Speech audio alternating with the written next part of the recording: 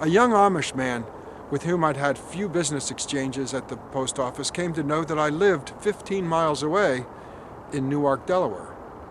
He asked if I planned to move closer to the office, and I said, no, I really enjoy the drive. Of course, when I said it, I hadn't considered the concept of how motoring through the Pennsylvania countryside might sound to someone whose fastest mode of transportation is truly a one-horsepower buggy. So I also told him that I just turned 60, and if I stay across the state line in Delaware, I'm eligible for tuition-free education at the university. What do you need to learn? He asked. Of course, I replied with the obvious. Do you think you know everything you need to know? He said, no, but I should by the time I'm your age.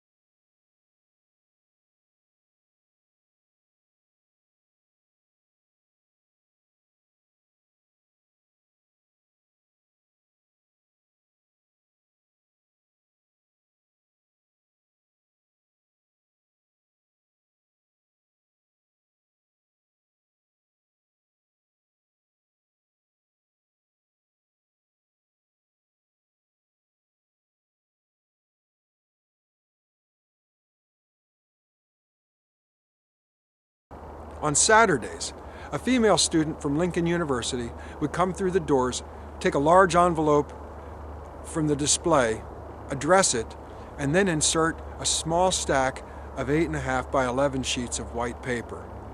Every week, what appeared to be a journal was addressed and mailed to a numbered inmate at a state penitentiary. It was a quiet routine that led me to notice how much of the mail that was dispatched from Lincoln University is addressed to prisoners and written by the school's female student body. It's mail addressed to inmates who are the cousins, brothers, fathers, uncles, and just friends from home. And it brings me to a new understanding of what it means when America imprisons more of its population than any nation on earth. It brings focus to the ethnic group that makes up 13% of America's total population, yet produces 40% of its inmates. This prison-bound mail became eye-opening for someone who was aware of the statistics, but never before felt their palpable depth.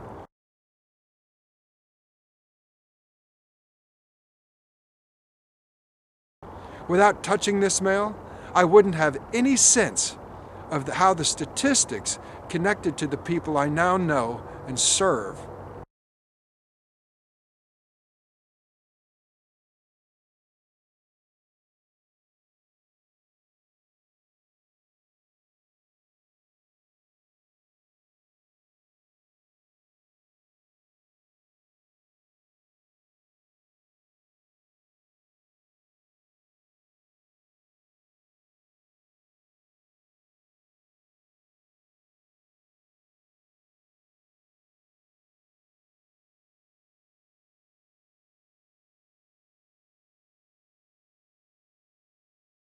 An older woman handed me an envelope, and it was addressed to the Internal Revenue Service. She talked to me about all the people who get her money, and she said that Congress was first. They're probably just going to give themselves another raise. She also had something to say about the lazy welfare people who didn't want to work. Quote, "Have you seen the fancy cars they drive?" End quote. She talked about how much of her insurances have increased because of the mothers who live off welfare. She was sure I knew about the illegals who crowd the desks of the public schools, and she's certain there will be nothing left for her grandchildren. I asked the woman about her personal experience with some of the people she's talking about. "I heard it from the lady on the radio," she said, and then she went on to tell me everything I might have missed since I wasn't as dialed in as she was. "There's a help wanted sign at the mushroom farm," she told me. "If people want to work, they're jobs." "What kind of jobs are they?" I asked her. I took the conversation to a place that was a little bit like Muhammad Ali's rope-a-dope. Neutral, but defensively covered so every attack tired the offender. She exited with a dismissal, "I guess we all have our opinions," she said. But actually, I didn't express one. If we have a moderate curiosity to challenge the information we hear, we may not form such debilitating conclusions. I mean, from this woman's first statement, she had little credibility with me because I knew that there's a law in Congress that was passed after the financial implosion at the end of the last decade that prevented them from passing themselves a raise. The woman at the counter didn't know that, which made her vulnerable to the exploitation of the news agency that ensures commerciality by targeting her prejudices.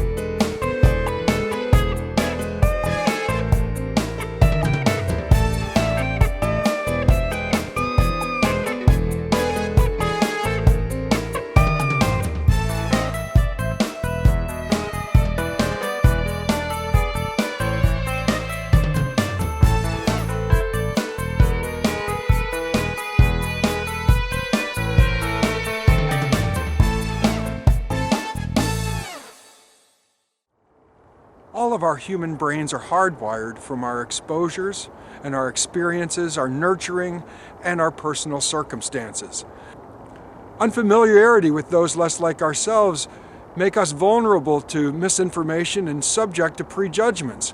If we haven't the wherewithal to test and question what we've been told, we could fully accept the explanations from the surface appearance of things without wondering about the motivations behind those doing all of the explaining. The wisdom I've gained from working at the post office window is that some customers come through the doors with stresses I know well, but others come from places light years from how America looks to me.